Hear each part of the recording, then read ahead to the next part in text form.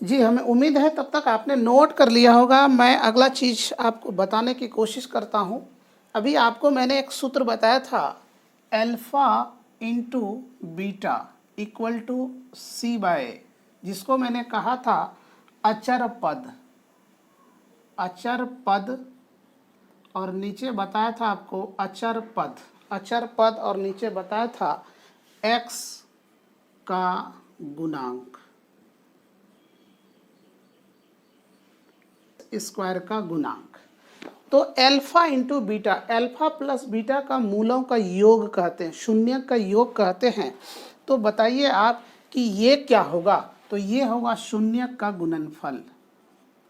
शून्य का गुणनफल, क्लियर है? शून्य का गुणनफल। कुछ इंपॉर्टेंट की पॉइंट फॉर्मूलाज है जो मैं लिखाऊंगा, आप उसे याद रखेंगे, उसके बगैर सवाल का सॉल्यूशन नहीं कर पाएंगे। तो चलिए मैं कुछ सूत्र बताता हूं। अगला सूत्र आपका की पॉइंट होगा मूलों की प्रकृति। सूत्र होगा मूलों की प्रकृति। मूलों की प्रकृति को हम लोग बोलते हैं नेचर ऑफ रूट्स। मूलों को प्रकृति को बोलते हैं नेचर ऑफ रूट्स, ठीक है?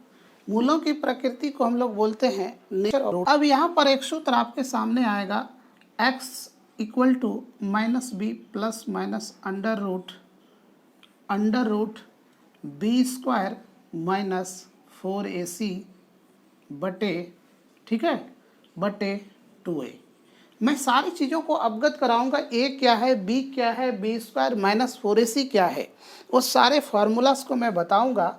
लेकिन याद रहे, जब इसे यहाँ पर ध्यान देने योग्य बातें हैं, x equal to minus b plus minus under root b square minus 4ac by 2a।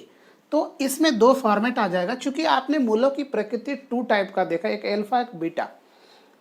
Alpha beta gamma सुने होंगे ना। चलिए, तो अल्फा इक्वल टू हम लोग लेंगे, यहाँ दो प्रकृति है, एक प्लस में एक माइनस में। तो अल्फा के बराबर लेंगे प्लस में minus b plus under root minus b square 4ac बटे 2a, ये सूत्र लिया। फिर यहीं पर अगला सूत्र लेंगे, beta equal to minus b minus under root b square minus 4ac बटे 2a। ये सूत्र को आपने समझ गया। अब अल्फा बीटा क्या है? अल्फा बीटा क्या है हम लोग लिखेंगे, जहां अल्फा बीटा समीकरण के मूलों, दिखाई दे रहा है ना? यहां तक दिखाई दे रहा है?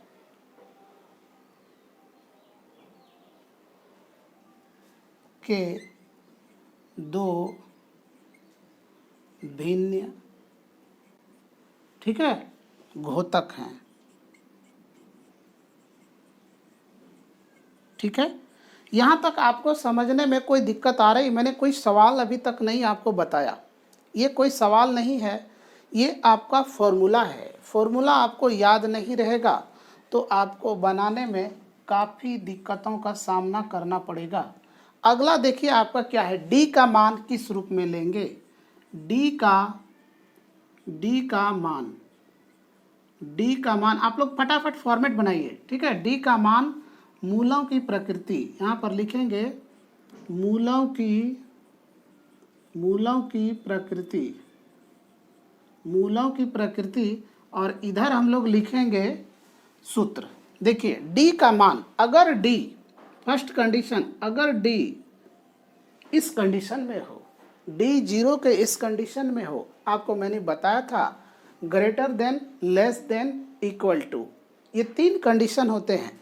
तो इस कंडीशन में रहे तो मूलों की प्रकृति क्या होगा? तो मूलों की प्रकृति होगा दो भिन्न वास्तविक होंगे, वास्तविक मूल्य, ठीक है। और इसका सूत्र लग जाएगा minus b plus under root d बटे 2a,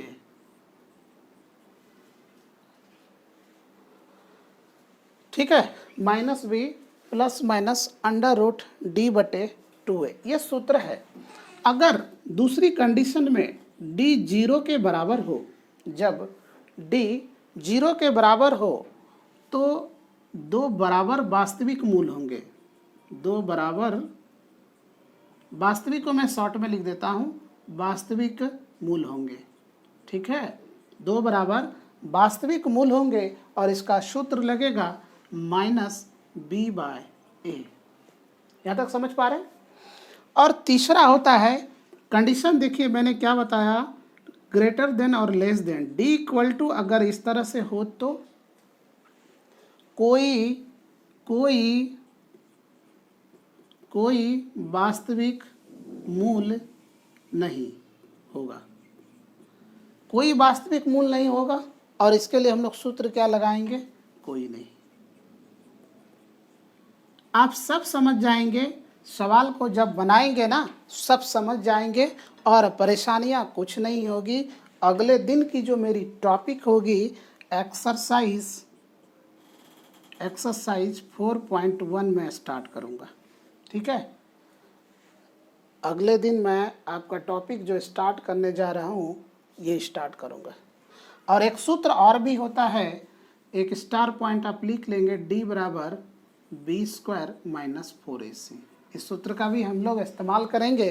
तो आप इसको भली भांति देखिए और समझिए। मैं बताने की कोशिश करूँगा, तब बताऊँगा, तब आनंद आपको आएगा। आनंद की पराकाष्ठा को तब प्राप्त कर पाएंगे आप जब आपके पास फॉर्मूला का स्टोर होगा, आपके माइंड में स्टोर होगा।